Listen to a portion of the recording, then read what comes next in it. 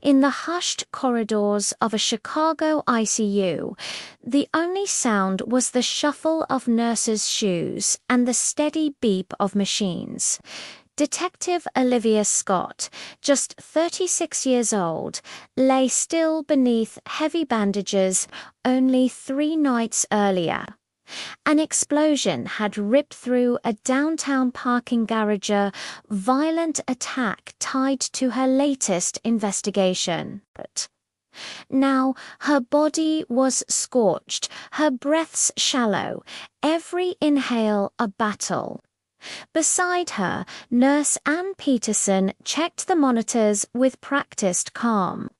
2 decades of experience had hardened her against tragedy, but when Olivia stirred, whispering with cracked lips, the nurse leaned close. Her words were fragile but clear. "Where is Baron? I want to see him." Anne froze. Animals were never allowed in the ICU. Strict rules, no exceptions. Yet this was no ordinary request. It wasn't the plea of a detective clinging to duty, but the final wish of a woman who knew her minutes might be numbered. Hours of pleading and signatures followed, until at last the rulebook bent.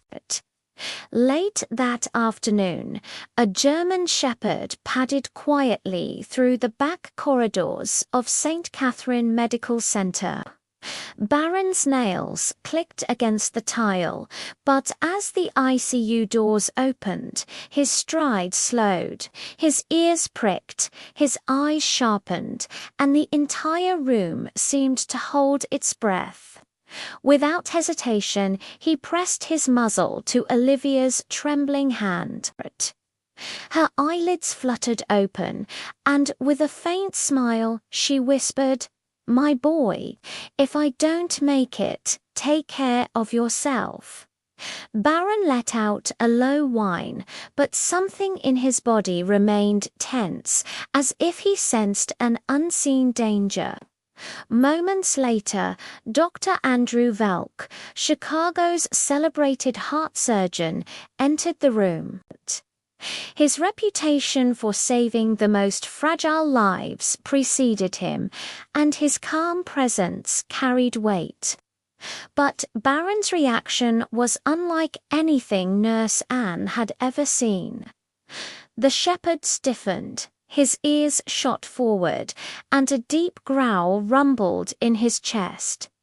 His entire body angled protectively toward Olivia.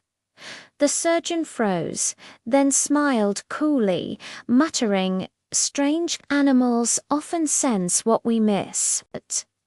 Yet the growl deepened, vibrating through the floor. The tension was undeniable. That night, Nurse Ann made a call she never imagined. She contacted FBI Special Agent Samuel Ortiz, explaining that Baron wasn't just a loyal pet, he was a trained canine, skilled at detecting explosives and toxins. If he was reacting like this, there had to be a reason. Within hours, Ortiz's team uncovered financial transfers linking Dr. Volk to organized crime, hidden accounts, offshore payments, all tied to Stephen Brinner, a notorious trafficker of counterfeit drugs. The discovery was chilling. Olivia's surgery had been scheduled not to save her life, but to silence her. A syringe, a quiet substitution of poison, and her death would look like nothing more than a complication. As Olivia's condition worsened, the urgency for surgery grew. Volk was the only surgeon available, and time was slipping away. Yet every time he stepped near the bed, Baron's growl returned, sharp and unrelenting. The dog's instincts refused to let go. Special Agent Ortiz quickly set up surveillance. Cameras monitored the operating room, medications were logged and sealed, but the true test would come under the surgical lights. The morning of the operation, tension hung thick. Olivia was wheeled into the theater, monitors glowing softly. From behind reinforced glass, Baron stood watch, rigid and alert. As Volk moved with practiced ease, his hand brushed near a syringe tucked among the legitimate drugs. In that instant, Baron erupted. His bark thundered through the glass, claws scraping furiously against the floor. The sound shook the sterile calm, startling the entire team. Then, with a sudden force, Baron burst through the reinforced door, launching himself straight at Volk, just as the surgeon angled the syringe toward Olivia's fore. The impact sent the vial clattering to the floor, its liquid hissing with a chemical temps.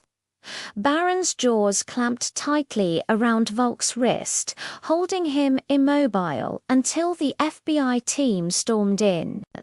The syringe later tested positive for a lethal toxin. Volk was arrested on the spot, his ties to Brynner exposed. What had been planned as a silent assassination was stopped not by machines. Not by doctors, but by a German shepherd's unshakable loyalty. Hours later, as Olivia slowly woke from surgery under the care of a vetted surgeon, her blurred gaze found Baron at her side. With barely a whisper, she said, "You saved me." And Baron, pressing his head gently against her arm, seemed to understand. The case unraveled into one of the biggest medical scandals of the decade. Volk was sentenced to life in prison. Brynner's empire collapsed. Hospitals across the state were purged of corruption.